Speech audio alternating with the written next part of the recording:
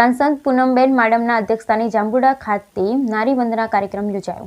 સાંસદ શ્રી પૂનમબેન માડમના અધ્યક્ષસ્થાને જાંબુડા ખાતે નારી શક્તિ વંદના કાર્યક્રમ યોજાયો। જિલ્લાના 296 સ્વ-સહાય જૂથોની મહિલાઓને રૂપિયા 134 લાખથી વધુ સહાયની ચૂકવવામાં આવી। મહિલાઓના સંઘર્ષમાં ઘટાડો થાય તેમજ સુવિધામાં વધારો થાય તે દિશામાં સરકાર સતત કાર્યરત। સાંસદ શ્રી પૂનમબેન માડમ વડાપ્રધાન નરેન્દ્રભાઈ મોદી તથા મુખ્યમંત્રી ભૂપેન્દ્રભાઈ પટેલની વર્ચ્યુઅલી ઉપસ્થિતિમાં રાજ્યના વિવિધ સ્થળોએ નારી શક્તિ વંદના કાર્યક્રમ યોજાયો હતો, જેમાં 13,00,000થી વધુ સહાય જૂથોને 1.30 લાખ જેટલી મહિલાઓને રૂપિયા 250 કરોડથી વધુની સહાય ચૂકવવામાં આવી।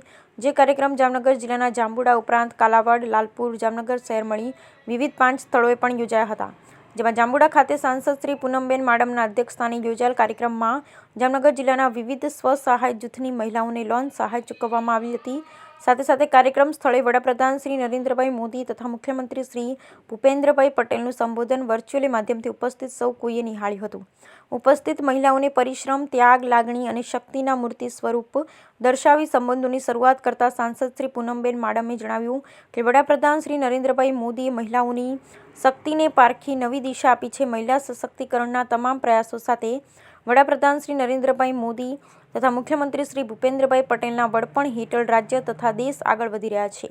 પરિવારના પાલન પોષણમાં પોતાની જાતને હોમી દેનાર મહિલાઓને જો યોગ્ય મંચ નહીં મળે તો દેશમાં સર્વાંગી વિકાસ ક્યારેય શક્ય નહીં બને અને તેથી જ આજે સરકારે બેટી બચાવો બેટી પઢાઓ, સખી મંડળો, અભયમ, મહિલા હેલ્પલાઇન, મા વાત્સલ્ય અન્નપૂર્ણ યોજના, મહિલા આરક્ષણ સહિતની અનેક મહિલા સશક્તિકરણની યોજનાઓ અને બાબતો અમલમાં મૂકી મહિલાઓના વિકાસમાં ભાગીદાર બની મહિલાઓના સંઘર્ષમાં ઘટાડો થાય તેમજ સુવિધાઓમાં વધારો થાય તે દિશામાં કાર્ય કરી રહી છે।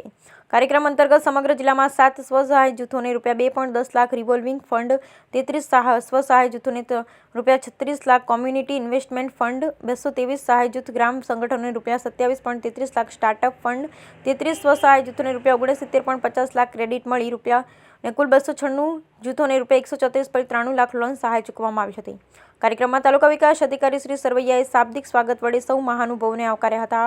સ્વ-સહાય જૂથની લાભાર્થી મહિલાઓ આ તકે પોતાના અભિપ્રાયો વ્યક્ત કર્યા હતા। જ્યારે કાર્યક્રમ પૂર્વ શ્રી હરિદેવભાઈ ગઢવી તથા તેમની ટીમે ભવ્ય લોક ડાયરો રજૂ કર્યો હતો। આ પ્રસંગે જિલ્લા પંચાયત ઉપપ્રમુખ શ્રી હસમુખભાઈ કણઝારિયા, જામનગર તાલુકા પંચાયત પ્રમુખ શ્રી સંગીતાબેન દુધાગરા, જોડિયાદ તાલુકા પંચાયત પ્રમુખ શ્રી રશીલાબેન ચનિયારા, જિલ્લા કલેક્ટર શ્રી બી.કે. પંડ્યા, જિલ્લા વિકાસ અધિકારી શ્રી વિકલ્પ ભારદ્વાજ, કારોબારી ચેરમેન શ્રી ચંદ્રિકાબેન અધીરા, તાલુકા પંચાયત ઉપપ્રમુખ શ્રી કેશુભાઈ લૈયા, આગેવાન સર્વે શ્રી ધરમશીભાઈ ચનિયારા, શ્રી રમેશભાઈ મુંગરા, શ્રી ચંપાબેન પરમાર, શ્રી પ્રવીણભાઈ પરમાર, શ્રી કમલેશભાઈ દમસાણિયા, શ્રી કુમારપાલસિંહ રાણા, શ્રી મુકુંદભાઈ સભાયા, શ્રી ભાવનાબેન બેસદળિયા, શ્રી સુધાબેન વિરડિયા, શ્રી સૂર્યકાંત મઢવી, શ્રી કાજલબેન સંધાણી, શ્રી ભરતભાઈ દલસાણિયા, શ્રી મીનાબેન નંદાસણા સહિત બહોળી સંખ્યામાં સ્વ-સહાય જૂથોની બહેનો તથા ગ્રામજનો ઉપસ્થિત રહ્યા। બ્યુરો રિપોર્ટ સરદેમ રાવલ, હરિયાણા।